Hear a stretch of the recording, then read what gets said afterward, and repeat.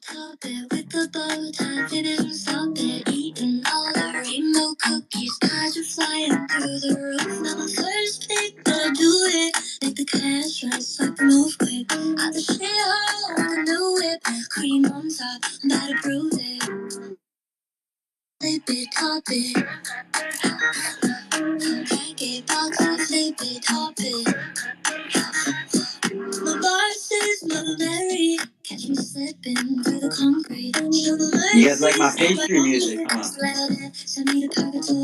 Thought this was some good pastry music, some pastry flavor. For the first Chefish, Thursday night Chefish.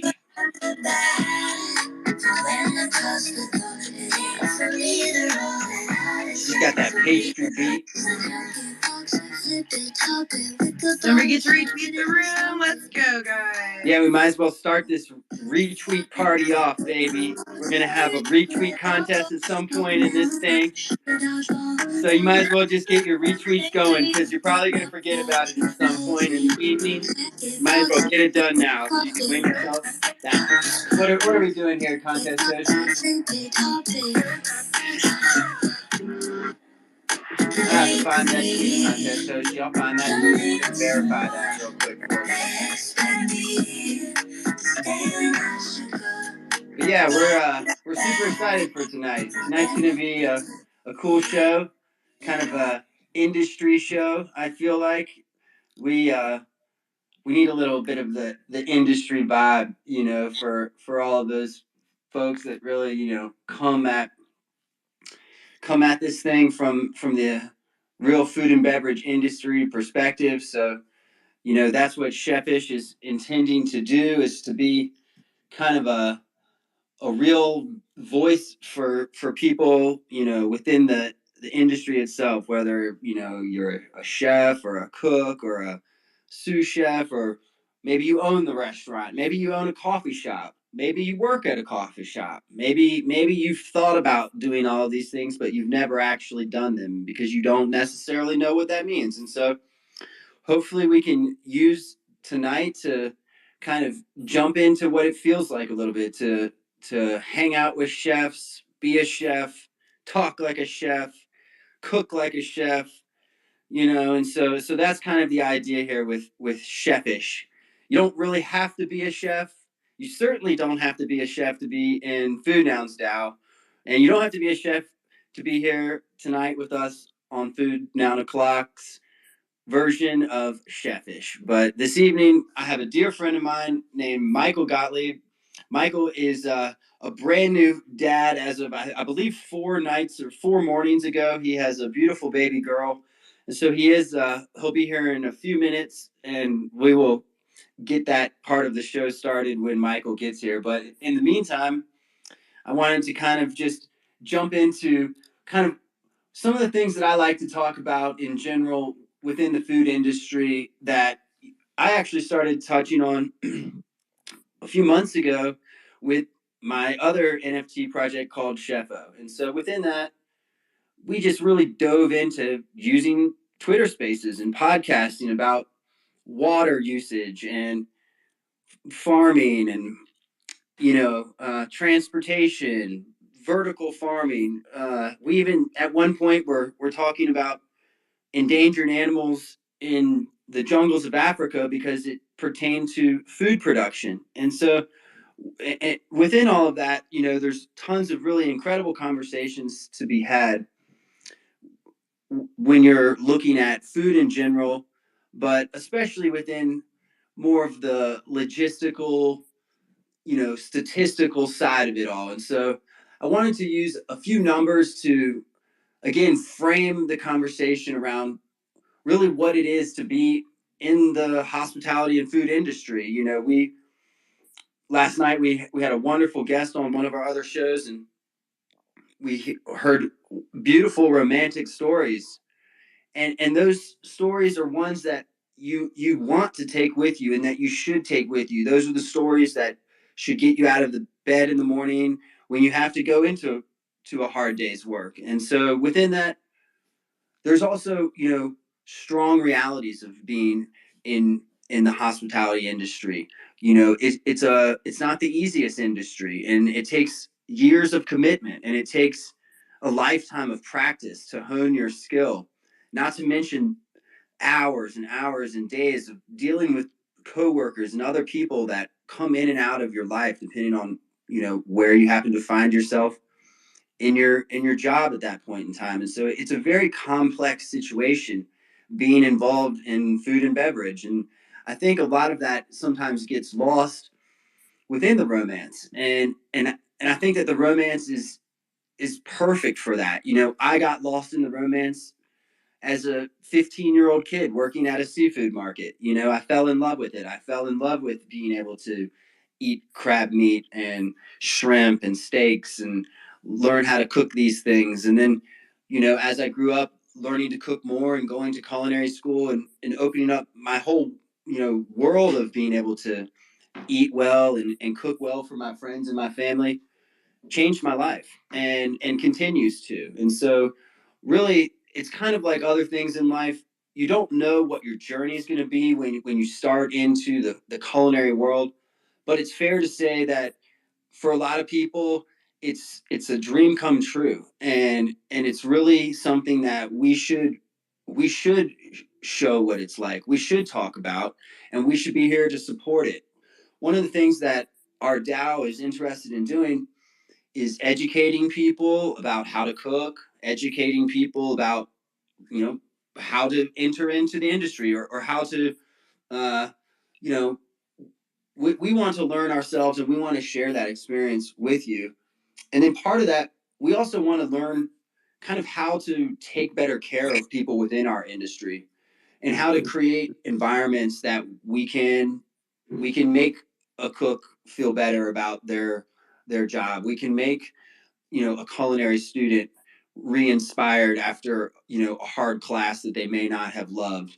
How do we take care of people? How do we create health and wellness within the industry? And so those are large questions, and I think that Ryan will also address some of that on his Food Noun Friday show, talking about a lot of wellness issues within our industry. But I think here today we really just want to get into the nitty gritty of it and hear some chef stories.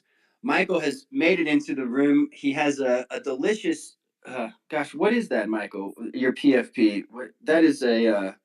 Well, Grant, what's a PFP, man? That would be your profile picture, Michael. Got it. See, Michael is a real chef, folks. This is when was the last time you were in Twitter Web3 and you heard what was a PFP? We keep it real around here. We keep our knives sharp, and we keep our stoves turned up. So, Michael, thank you so much for coming to these Twitter spaces. This is really great. I've been wanting to have these conversations with you for the longest time, as you know. And so, personally, I'm just thrilled to have a chance to, honestly catch up about things and chit chat about what you're up to these days in the kitchen. So I just really want to say thank you so much. And just a little bit backstory. Michael and I went to Johnson and Wales in Charleston, South Carolina together at one point. Michael was, I believe he was at another campus before. And then, that was many years ago. We are not spring chickens, but thank you so much for coming, Michael. And we can't wait to hear more about what you have going on these days. Yeah, I'm excited to be here. What's cooking, Chef? Thank you for having me. Not too much. I'm sitting here with the next generation of Gottlieb. We just had our daughter a week ago. I was telling people that. Amazing, and, man. Amazing. So if she starts speaking up, just we'll have to relax for a second. But she's getting a little restless. But so far so good. Totally. It's nice to be on a hiatus from the kitchen. And I was just going to touch on your comment about how do you properly enter the hospitality field, and how do you give that advice to other people? And it's really simple: don't do it. Michael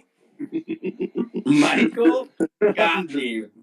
So, you don't get to get out of this interview that easily, Chef. I hear you. So okay, but that's fair, and that's that's perfectly fine, and so within that, there's obviously like lots to talk about, and so there's parts of being a chef that are tough and that really are not for everybody, but I think that comes with a lot of different industries. I try to only speak to the things that I know, and so cooking is kind of one of them, and so here we are now. But no doubt that it's that there's the right way to do it. And okay, so then I have the right question to get us started, then, Michael. And so you, in a way, weren't necessarily given a choice. Even you were brought into a dynasty of bakers and food people. You were brought in. You were second or third generation or at that point, and so you didn't know anything else. We were fifth generation. Fifth generation. So that's incredible. My whole family, all we've ever known is the food business. So growing up in it, I wasn't exposed to anything but food and restaurants and bakeries and hospitality situations. So of course, when I was asked what I wanted to be when I grew up, I only had one answer, right? So I thought that I had morphed it enough by saying a chef instead of a baker or somebody that runs bakeries, and threw that ball into the chef world. And sure, that was a great change, and I've been able to pay homage to my family by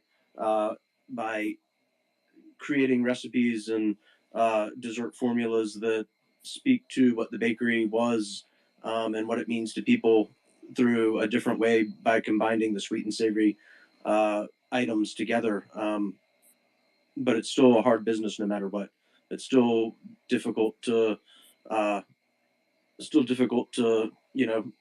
to traverse, so to speak. So I think and we'll talk a little bit about that. So let's make sure that everybody knows which bakery we're talking about. And so you are Chef Michael Gottlieb, and so it would stand to reason that we're talking about Gottlieb's Bakery, are we not? We are indeed talking about Gottlieb's Bakery. Gottlieb's Bakery, man. So please wax and wane a little bit about Gottlieb's Bakery for us, please. Well, it was started by my great grandfather in 1884 in Savannah, Georgia. It started as a horse and buggy that rode around downtown Savannah selling breads and I love this story. Pastries, and then grew into a brick and mortar, and then was run by all generations through my father. And my dad ended up retiring while my brother and I were in culinary school in Providence, Rhode Island. So you had that correct. I was at another campus before you and I met at Johnson Wales in Charleston. I was actually just doing my accounting classes in Charleston. That's right. And so my dad called us one day and said, "Hey, I'm tired of fighting with Publix and Sam's bakeries. People don't want to come spend $6 for a loaf of bread when they can buy one for $2. I'm going to retire unless y'all want the bakeries." And then we said no. We were going to go into restaurants, and I'm not sure if I'm rugging or if Michael did. Can anyone hear me? I can hear you. You there? Hello. Hey, Michael. Well, there's this thing called rugging, and so sometimes the signal cuts out in these Twitter spaces, and it's a complete mayhem. The best thing to do is kind of just let it ride for 5 or so seconds, and it'll kind of bring you back on. There's a couple other ways we can deal with it, but yeah, that's a whole thing. It's a Twitter thing. So sorry. Am I done rugging? Yeah, I think you're done rugging. I was rugging too, but we're good. I can hear you. Well, it's always good when we're rugging together. So magic rug. So where did we cut out at? Geez. Okay, so your father retired when you were in culinary school, I believe is what I heard left. So long story short, he put a plan in place to close a couple bakeries that were left open. At one point, there were like 5 or 6 of them or something like that, and we were down to 2 or 3, and he slowly started to close them. And by 1995 or 96, the bakeries were closed, and we jumped into a restaurant role. My brother and I came back to Savannah, opened Gottlieb's Restaurant and Dessert Bar, where you cooked, Grant. I did. And we had that from, 2002, I think, through right when the stock market started to crash in 2008, and we just couldn't, we couldn't, we couldn't stay afloat. It crashed. It was such a wonderful, beautiful space. I Yeah. had the joy of getting to hang out with Michael while the space was being designed and getting to see, literally the drapes getting picked. And so that was really cool too, to kind of get to experience the front of the house being put together, and while obviously watching the kitchen all grow around itself. And that was my first experience seeing Michael put together a restaurant essentially from the ground up. I mean, I know that you basically did a massive renovation on what it's probably a historic building, but Oh, very historic. I mean, yeah, it used to be like a Mac 5 and dime, right. back in the day. Yeah, it was an amazing renovation that you guys did for sure. And that for me was like this point in my career where I understood very clearly that was like something that I was interested in and still remains something that I'm interested in. But yeah, well, I'll probably back burner that one for another decade, but Well, I've been fortunate, ever since Gottlieb's Restaurant and Dessert Bar. I've lived a great career of working in restaurants and running restaurants and building restaurants. Mostly in Louisiana, but some in Louisville, Kentucky, and Nashville, Tennessee, and Austin, Texas, and Houston, Texas, for large hotel groups and as well as independent restaurateurs. So I've been very fortunate with my career to this point, which has allowed me to really do just that, which is develop a concept and bring it from the ground up to opening day and fruition and start cooking in that restaurant. So not everybody has it that easy, right? Some people get stuck on a line, some people get stuck in a mid-tier management position and always trying to get to the next level, right? And it can be super frustrating and can be hard on people in this industry.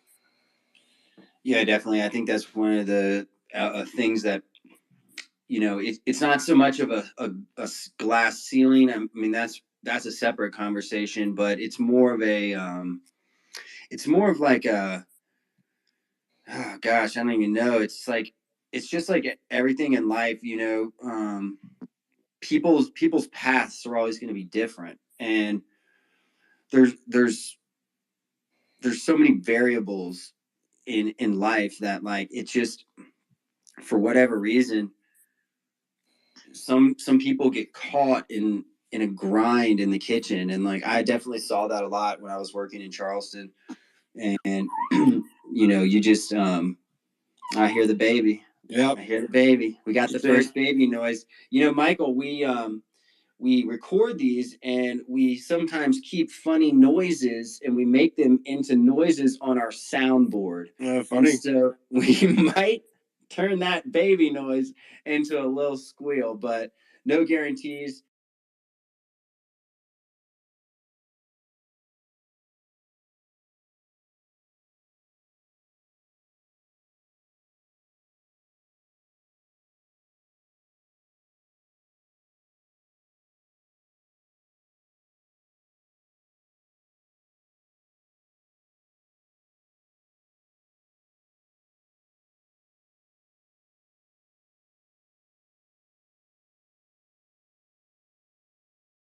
But specifically, you guys are known for one.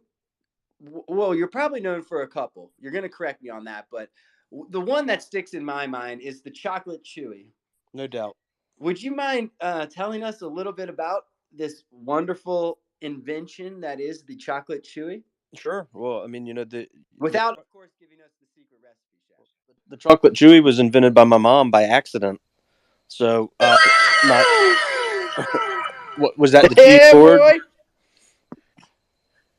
I'm gonna go with that was the cheese board. Yes. Oh, this is how it Just, began. This just is a how it version. began. I'm so sorry I've been so quiet. I'm just trying to give you guys the floor, but you said chocolate chewy. I already had to hold myself back from squealing when your baby made that noise, so I'm just going to go quiet again, but you will hear some sounds. Okay, thank you so Thank much. you.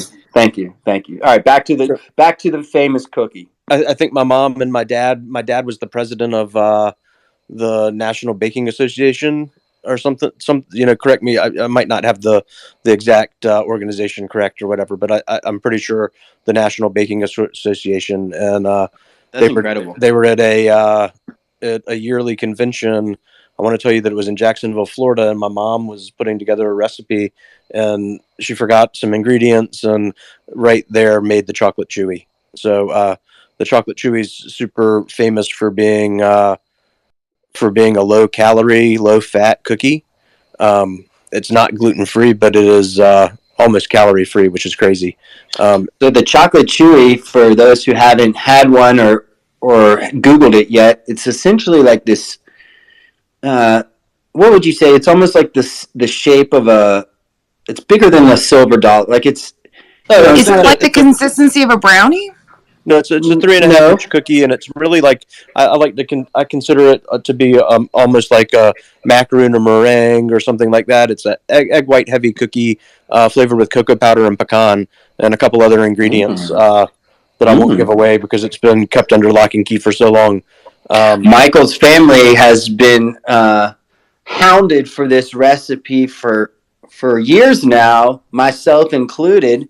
At one point in time, I almost convinced Michael to make the chocolate chewy NFT, but we have not closed that deal yet. I think that will take some time, but the chocolate chewy is a spectacular cookie with a it you guys you were shipping those at one point, right? Like Yeah. So I yeah. mean, my brother and I reopened the bakery from I'm bad with years, Grant, but it was just a few Me years as well. back, and we had it for 4 years or so. And it was just a small bakery in Savannah, and the idea was just to use it as a opportunity to see if the bakery had its own legs and Savannah could support a situation like that, and it could. Long story short, we were offered a deal to be bought out of our lease, and we took it, and thankfully so, right before COVID, because if not, we would have not made it through COVID in that location. So we made out great, but the point of the story is that during during the time that we had that space open, the first year I remember we sold 98,000 chocolate chewies, Jesus. um, which was pretty awesome, and we kept track of it. Well, we kept track of it the best that we could through Toast, the POS system. Yep, exactly. And they were shipped and they were picked up in Mm. store and they were sold at functions and things like that. So very cool that we were able to do that. And I know that when in my dad's heyday, when they started pushing the cookie, they were selling it. They were selling lots of them. I want to tell you, if 100,000 plus a month. Well, we hope that maybe there's a universe out there that Food Noun Style could help bring the chocolate chewy even temporarily out here to these folks in the streets, Michael, and we'll have that conversation another time. But it is an amazing cookie. There's versions of the recipe on the internet, and I recommend people go try and make it. It's really fun. And it is definitely like it's not the fattiest cookie, like you don't feel super guilty eating it. And I like that about it. Yeah, no doubt, no doubt. So at one point you mentioned, you know, you said your mom had made the recipe, but you had reopened with your brother. I've also worked with Michael's older brother Lawrence in the kitchen. Lawrence is also an extremely talented chef. He's a wild man.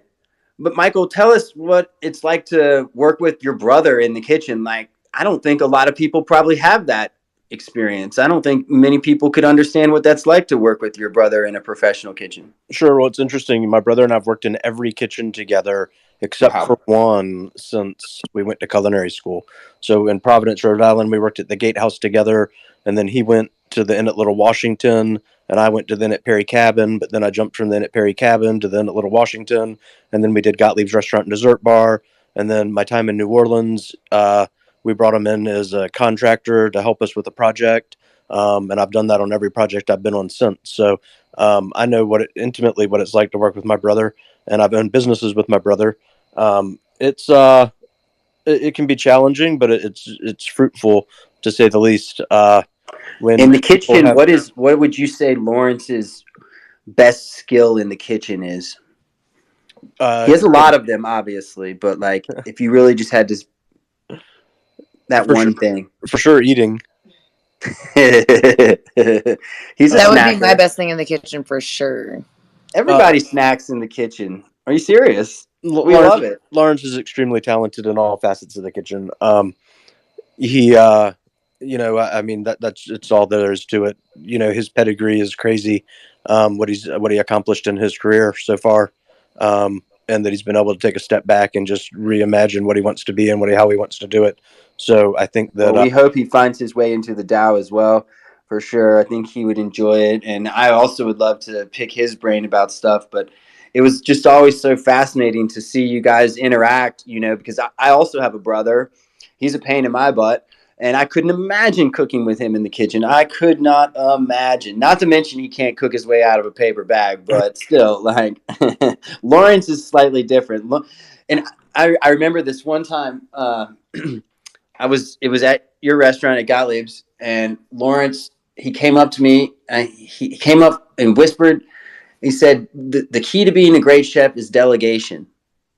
it's true. I remember him telling me that, and to this day, I still that was very important to me. And I find myself, learning that lesson over and over and over again, just in life in general, like being able to get a lot of things done oftentimes includes organizing yourself with other people. And so that was a cool thing for me to hear I think I was like a 22 or 23 at that point. At one point in time, I was cooking in the South, and the hippie in me said, I can't do this anymore. And I'm going to California to do raw vegetables and vegan food and hang out with, the good, weird folks of San Francisco. And that's exactly what I did. And so it was that for me was like part of my journey, but so much of my culinary journey lives in like Virginia, North Carolina, and South Carolina, and Georgia. Great And places. Georgia.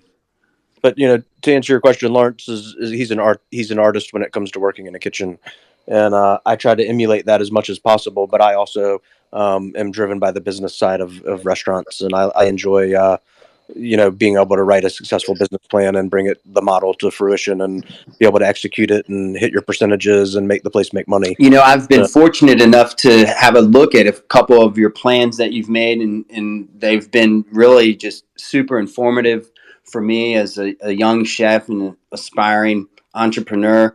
And I really think that you do a great job with that. Chefo, whatever Chefo becomes as a project, who knows? But, one of the things that like I've been speaking with Michael about for months now is this idea of how, a restaurant of the future, maybe somehow affiliated with an NFT project. I mean, I think when you're talking about funding things, there's lots of different complex conversations. And now that we're operating within a DAO structure, half of everything that we talk about is different ways to do funding. And so eventually at some point in time, Michael, I think that, you and I will, and hopefully a lot of other people in the DAO will be talking about how we can do a FOODNOUNS restaurant.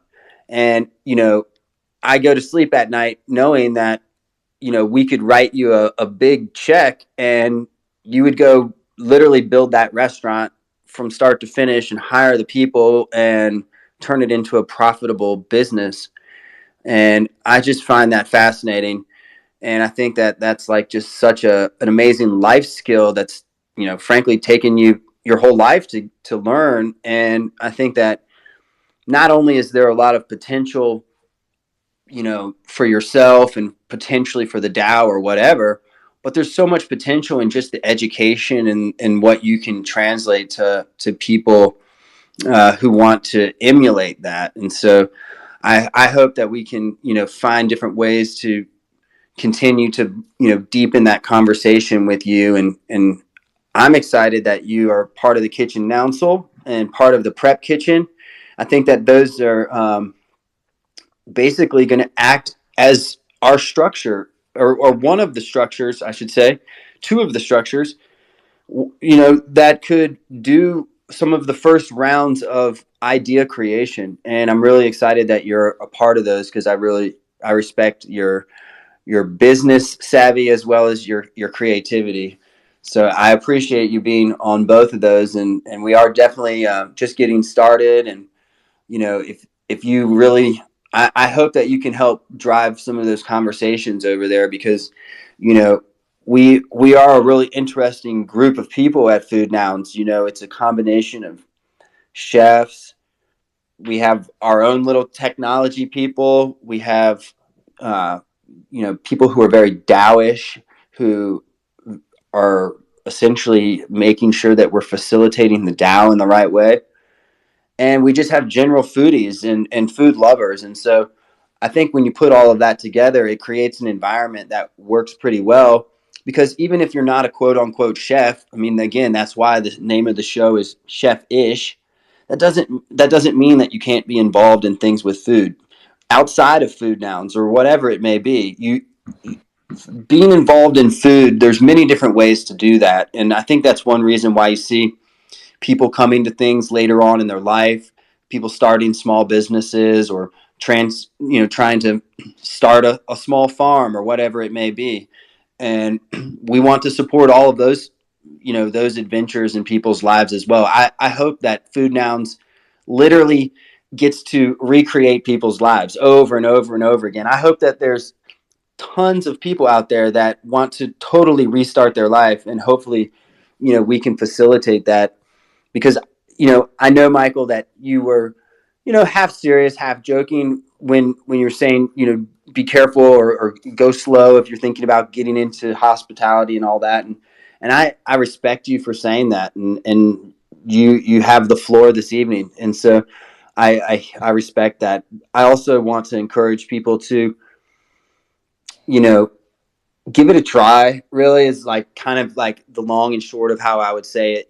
Like if you ever thought you love food, you will come to a point in your life where if you don't at least go work at a restaurant, or you go do something with food on some type of like professional or quote work environment level, you probably will regret it at some point in your life. You will look back and you will say, man, I've always loved food. Like I should have gone and tried to cook one time, or I should have said screw it and, started my jam company I always wanted to start. So I am kind of a believer in that sense. And so I probably will continue that. But let's get back to some storytelling, Michael. So you're currently in Martha's Vineyard, but before Martha's Vineyard, you were in New Orleans. Can you tell us a little bit about what your experience in the New Orleans culinary scene was like? Well, I'm drawn to New Orleans and have been for a long time. I grew up going to New Orleans and spent a lot of time in New Orleans and Louisiana in general. And my last stint in Louisiana was actually in a town called Madisonville, and I'd finished a large project for a corporate company in Houston, Texas, and I met these two guys that had this amazing building on an amazing river in an amazing tiny little town of 900 people called Madisonville, and they were looking to bring it to life and to open a couple serious concepts in it. And I got involved in that from the beginning. It was another ground up project. Well, the building was there, but the restaurants were a ground up build, and we built two restaurants. One on the ground floor that sat right around 350 people, and it was a boat up concept. Or boat up, walk up, drive up. Boat up, let's go. Had 30 dock slips, and Wow. as well as 350 outdoor seats, and we slung my version of a po' boy down there. It was a little bit of New England mixed with a little bit of Louisiana. So we used the steam buns that lobster rolls are served on, but we stuffed them full of fried oysters and fried shrimp and crawfish tails and anything that Louisiana seafood driven, and turned them into po' boys. So it was. I like that. I like that combination. Sometimes the bread on the po' boy is quite the pain in the ass, and right. At a minimum, I always find myself scooping out the inside of it. At the end of the day, it's just a vessel to get the fried items in your mouth, right? I love it when chefs talk about delivery vessels, Michael. I mean that's what we do, right? That's food, and it's how you get it into your mouth. And I prefer to do it without silverware if ever possible. So He's not kidding. we we had that concept downstairs, and we opened it right in the middle of COVID, or right when COVID started, and it was great because it was outdoors, so it was super busy. I mean, lines out the door all day, every day. And then we opened on the second floor a high-end luxury restaurant that had a kitchen in the middle of the dining room, a custom-built suite. Every aspect of the restaurant was super thoughtful, and all the details were checked off. So we opened that also 2 months later. So truly, as COVID was just hit spiking, and we did really well. And still, the restaurant still does really well. It just had reached a point for me that it was time for me to move on.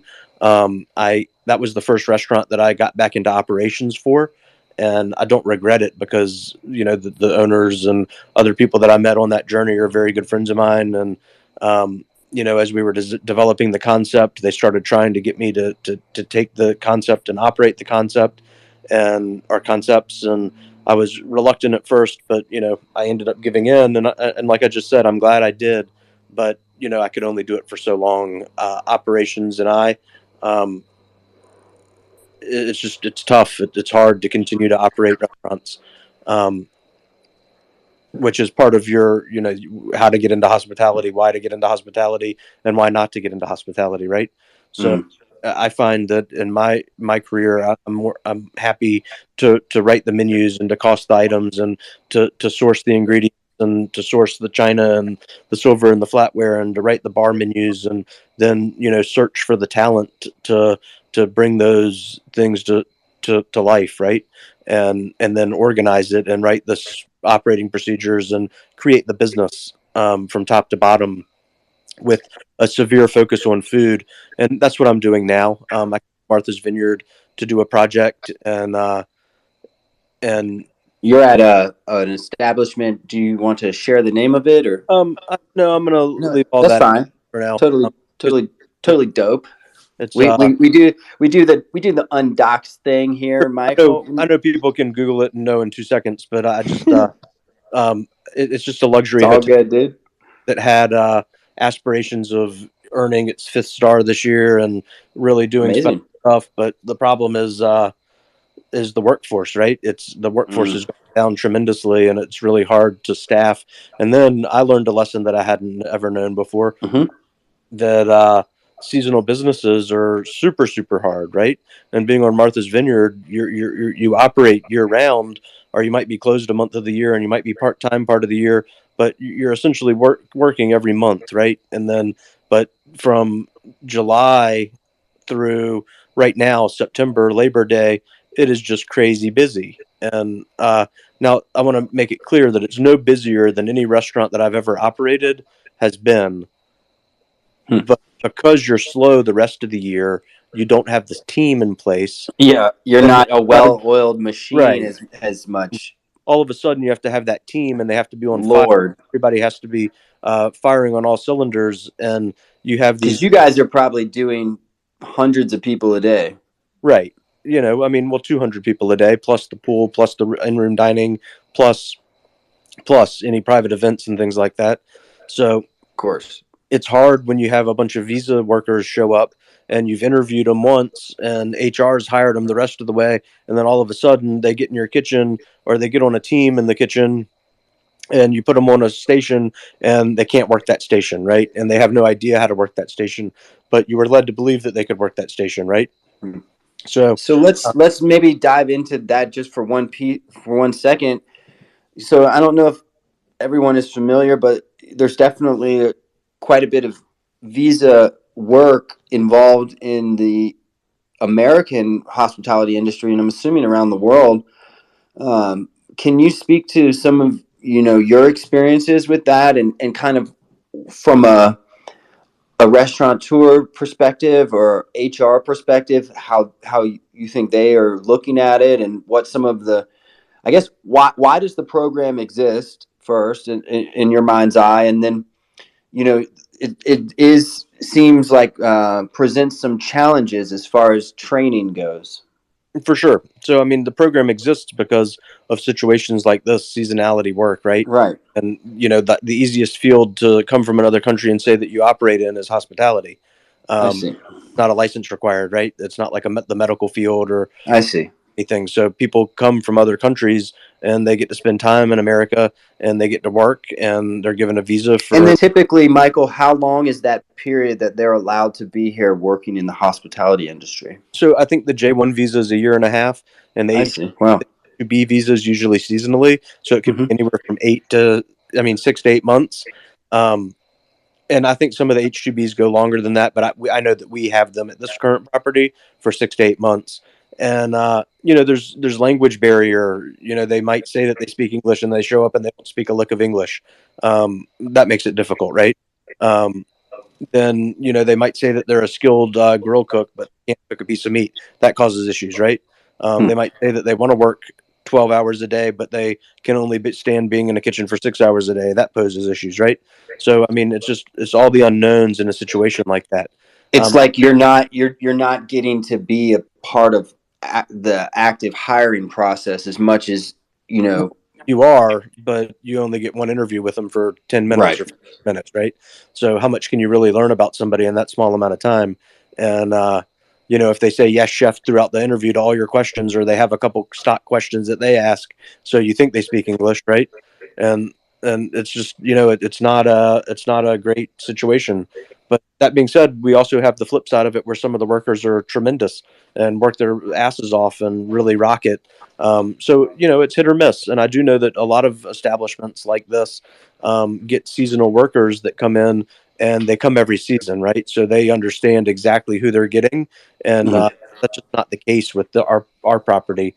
So I know that's something that we hope to establish, but it takes time to establish something like that.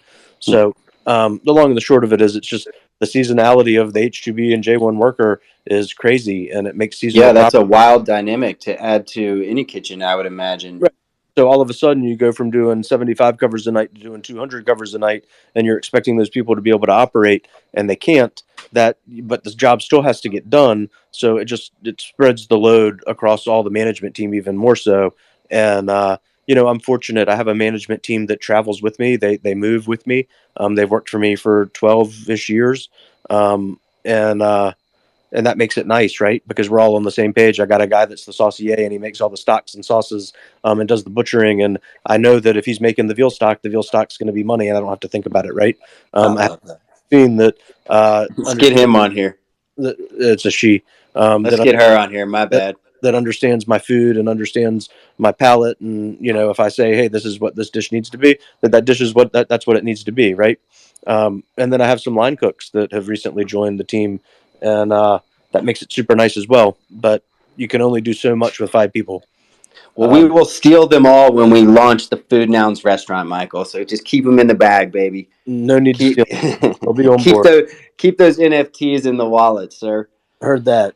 So it's been a learning experience for me up here. I came to grow a program, and that program has grown for sure.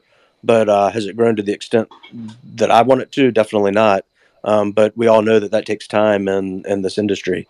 So if I can just leave it a little bit better than I found it, then we'll be all good, I really appreciate that a whole lot. And I try and think of food nouns in that way as well.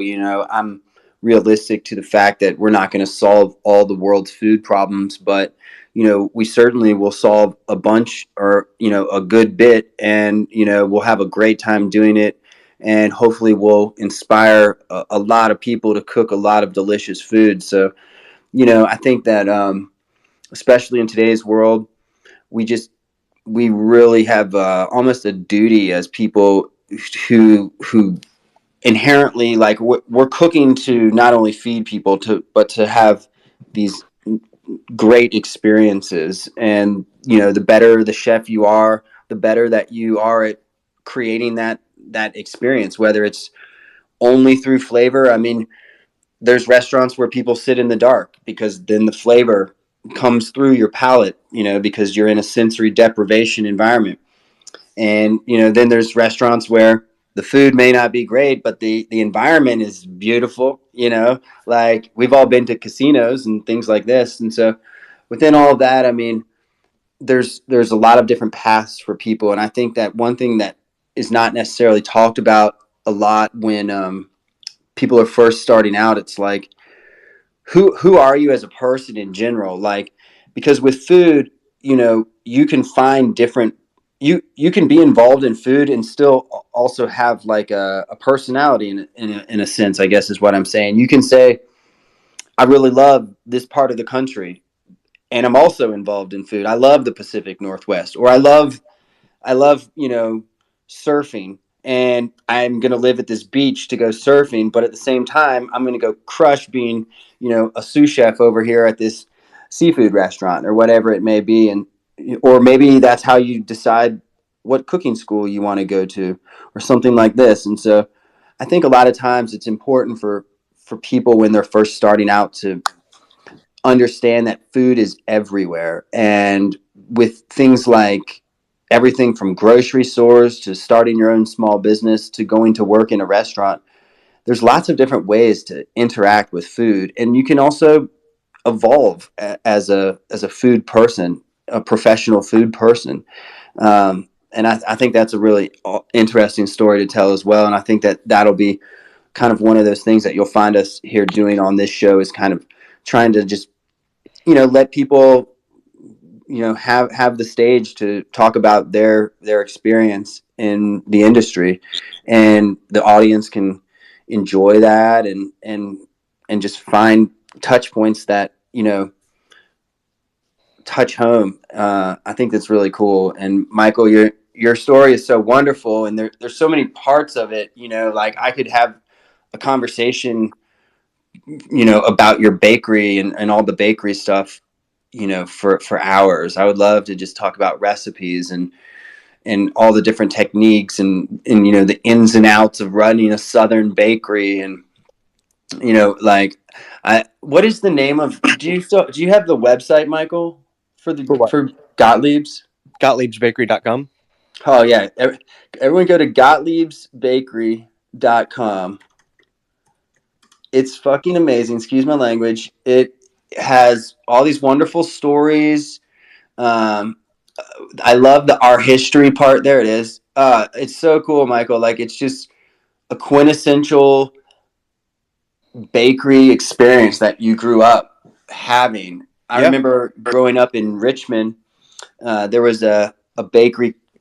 I think it was called the West Hampton Bakery, but it was right down the street from my house, and it was in between my house and school. And I would go in and get cheese danishes. I had a little bit of a belly as a young one, and I would go get little cheese danishes and pecan coffee cakes on my way to school. And it had a similar vibe. Like it had the old deli cases, and it had that smell of sugar and flour when you walked in the front door. It had a bell on the door, the whole 9 yards. It was just and all the tickets were in with paper, and it was just spectacular. And Well, as a child, it's funny that you mentioned that about the cheese danishes and the pecan rolls and things like that, because during this last iteration of the bakery, I learned something really interesting, and it's that I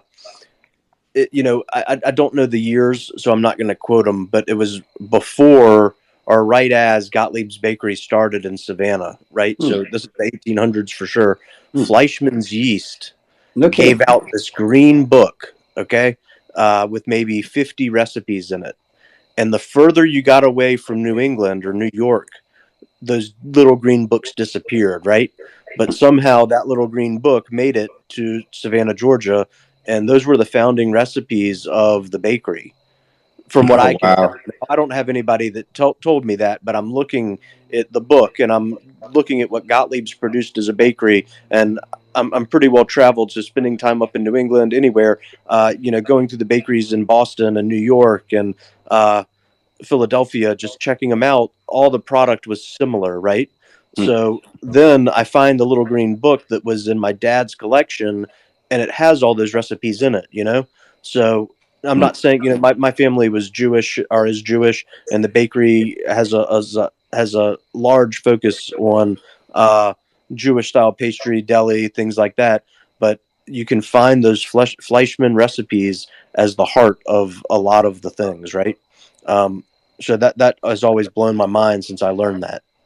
That's incredible. You're making me want to do some research into Fleischmann's and see what. Yeah, and I broke out Google and I checked it out when I figured it out, and Fleischmann's has a crazy story. It's crazy. It's worth doing. Well, maybe they will join the research. Dow one day. Yeah, for sure. It'd be Well, amazing. Michael, we really, really love all the stories. So before we start to close out, we do have a POAP this evening that we will do here in a few minutes, maybe in about 5 more minutes. Oh, yeah, that's right. So, Michael, a POAP is this. Well, I'll explain it in a second, but I want to ask one more question. So, basically, we're really lucky to have you involved in our DAO, and I know that you're super busy, and I know that you're a new father. And again, congratulations from all of us. And we really know that you have your hands full, and you're going to do a great job. And I can't even imagine all the delicious snacks that your wife gets. That's a spoiled lady right there. But so best wishes, and please take care of yourself. Please drink water, go outside, touch grass, as we like to say around here. Make sure you're going outside, touching the dirt, doing some nice things for yourself. So you're here now in this thing called a DAO, and we've created this thing called the Kitchen Nouncil, which is based on a larger body that's called the Nouncil, which I would proudly like to say that I am now a member of the Nouncil, and I attended my first Nouncil meeting today as a Nounish builder, and it's actually an extreme honor.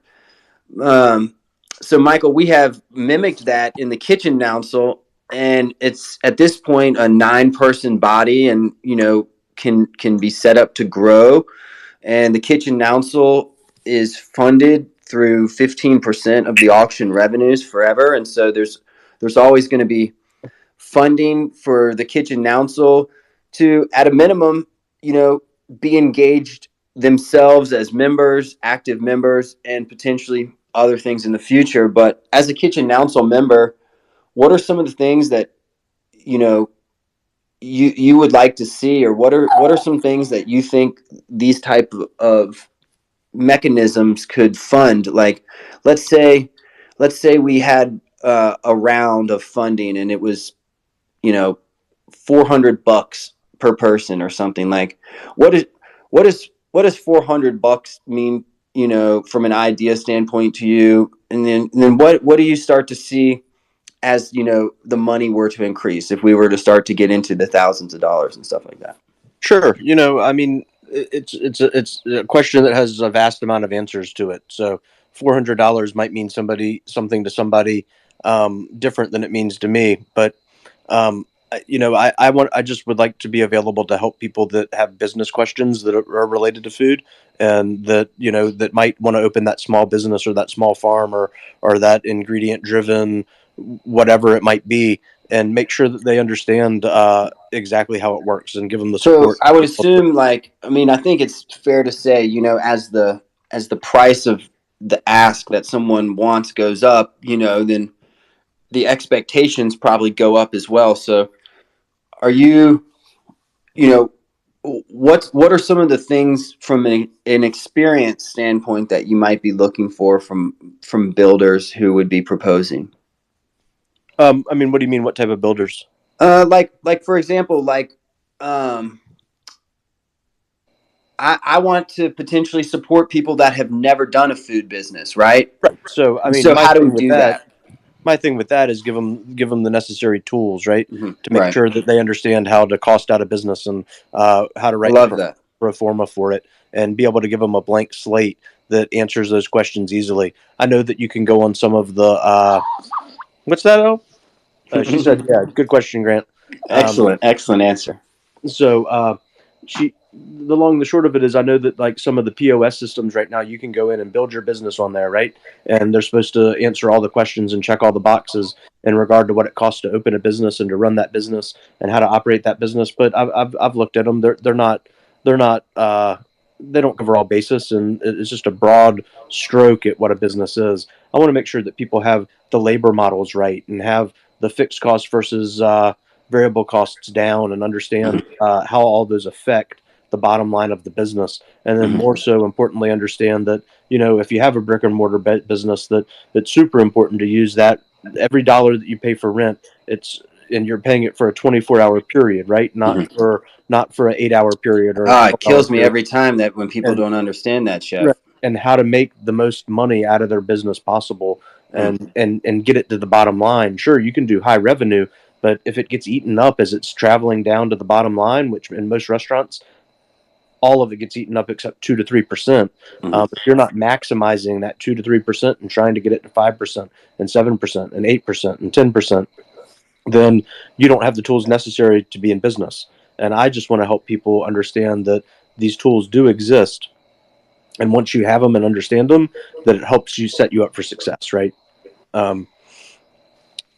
It's an amazing approach, Michael. And, you have the experience to speak to that, and you can hear it in your voice. And I know, you personally, and know how well you've done with that. And I'm just really thrilled that, we're really getting you in here, and I appreciate you showing up and voting in the kitchen council. That's been great. And voting in the prep kitchen also, really appreciate that. We've funded our first artist in Psych Dre, and all the cool art that you see in the Twitter banner and on the Discord came out of the prep kitchen first round of micro funding. So again, I thank you, Michael, for being a part of that, and just being a good DAO member and doing your part. And that's just really amazing. And I also thank you for helping us have a wonderful first Chefish show. Let's do this POAP thing. Who's doing the POAP this evening here? I think Art is My Weapon may have found himself someplace else in the universe, and so I don't know. We have the POAP. I'm assuming I can just got it. I got the secret word. Go for it, Chef. All right. I feel like Art is My Weapon is back. I don't. Here he is. Is that him down there? Is that him? Is the food noun o'clock? It is I. Hello. That is you, sir. He is probably not in his home, and still unfortunately displaced by the wildfires. But thank you for being here. Art is My Weapon on the Food Noun O'Clock account. And I think you have a POAP for us this evening. So, Michael, POAP it stands for Proof of Attendance Protocol. It is essentially a bookmark of your life. You need to download an app from the App Store, POAP app, download it, and there's a couple different ways to mint. You may not get it by the time we do it tonight, but we'll have the secret word for you. So, Ryan, what is the secret word this evening? It's a special one just for you, Chef. Can't wait. I actually cannot find it. I have it. How about the sound? Do we have I have the sound. Ready? I'm ready, Chef. Chocolate chewy. Nice. CHOCOLATECHEWIE.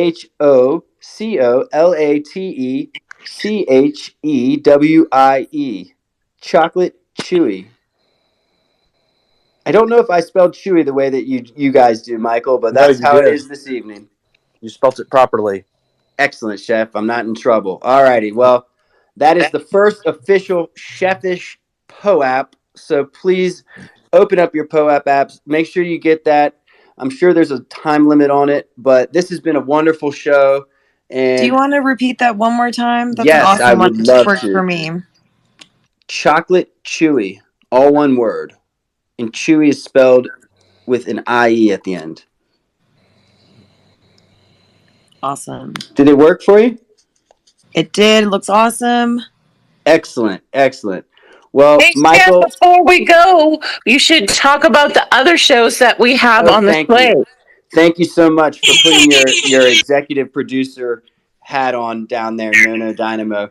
So, Michael, we are experimenting with creating food content because we really feel that one of the value sets that Food Nouns can bring to the overall ecosystem is to bring a familiar element to Web3. And so, within that, we really think that using these spaces is going to be kind of one of our easiest, best ways to jump in and really make a splash. And so within that, we're trying to do a show each day at 8 o'clock in the evening. At this point is a time that we're going to use, and maybe that will change, but every evening at 8 o'clock, these nice Food Noun o'clock produced shows will be available. And sometimes they will be co-hosted, graciously, thank you, from the Noun Square folks. And sometimes they'll be hosted from the Food Noun o'clock account. So make sure you're following both of those accounts. But again, we're going to do 7 days a week of shows. And so my show, Chefish, will be on Thursdays. Ryan will be doing Food Noun Fridays. Saturdays is our contest show. Sundays is Food for Thought, innovation type of show. Mondays, Michael, you might really like this one, Michael. We're doing a show called Milk and Cookies. And on the last show, Michael, we baked cookies live. I was baking live. I had my cookie dough already made, Chef. I pulled it out, I warmed it up, and I loaded up. I made the balls, and I put them in the oven. And by the time the show was coming to an end, the cookies were out of the oven, and I was already sharing pictures on social media. So Very cool. It was a whole lot of the fun. collab contest for that show for Milk and Cookies is still going on. So if you make the cookies and post the pictures before next Monday, then you get the POAP. So anybody who still wants to bake the brown butter pecan cookies, the recipe is in the chat on our Discord. And then tomorrow I'll be posting next week's Monday's recipe, and it will be a much easier one. I started at the intermediate level. We're looking forward to doing a beginner recipe for the second round, but the first one wasn't too bad. Oh, there you go, Michael. If you scroll up to the top, you can see in the nest, there's my brown butter pecan cookies. They turned out really nice. I browned the butter and I toasted the pecans. It was wonderful. Well, But how can Yes. I show everybody what I've been making during this show? Oh my goodness. So you have to tweet it, and then you have to, we can pin your Even tweet. if you just tweet it and let us know you tweet it, one of us will pin it to the top. That would be awesome. I'm trying to do it right now. I got to figure it out. This is a new world for me. Well, if it doesn't make it during the show, then we will definitely share it after the show. But what are you And making, Michael, if Chef? you want to come on as a guest baker and share a recipe, not your family's secret one, you could all have us all baking with you one time if you felt like it. Right now, I'm the resident baker as the home cook baker, and they're my recipes. But I would really love some help. I'd absolutely I'd do as many shows as you want me to. So that could be a whole lot of fun, and I think as I transition out of this season that we're in currently, my schedule opens up drastically. So, and 2 weeks from now, I go to part-time operations. So I'll be off every Monday, Tuesday, Wednesday. Well, great. The show's Monday night at 8, and I will hold you to that, Sounds good. Chef. Get my contact information from Grant. Yes, Okay. definitely. Thank you so much. And I think that we just got access to hundreds of delicious cookie recipes over there, No Dynamo. So that's a big win for Milk and Cookies. And yay!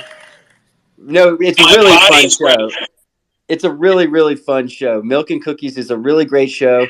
We have the one and only Cookie, Food Noun, Cookie, as one of the other co-hosts. And hopefully, in the future, maybe we could get one of the milk holders to come onto the show as well. We're working on that.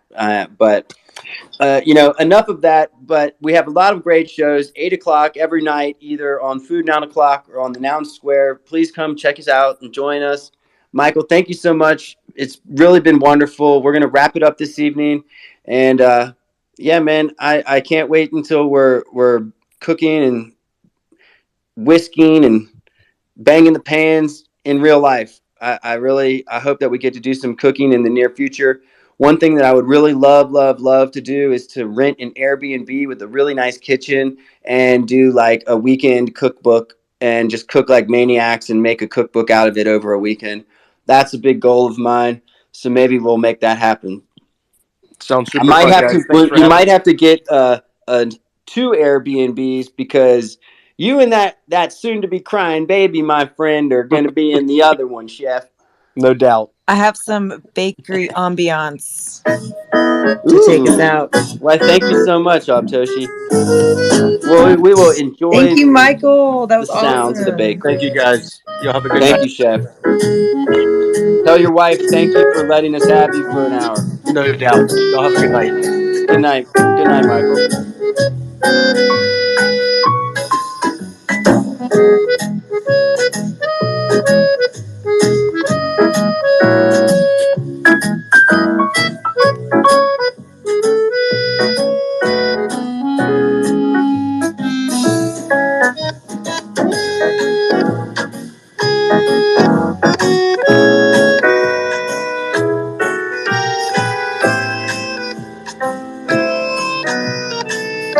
Have a great evening, everybody. We will see you bright and early, 7:15 for the Noun O'Clock show. I can't wait to see you then. Set your alarms, get your coffee ready. We'll see you then, guys. I'll take a latte. Good night. Oh, that sounds so good. I know. I just want to like close my eyes. I'm in some cafe right now. I am too, Abtoshi. I can smell it. Feeling very chefish over here. Well, good night, everyone. Thank you. Good night.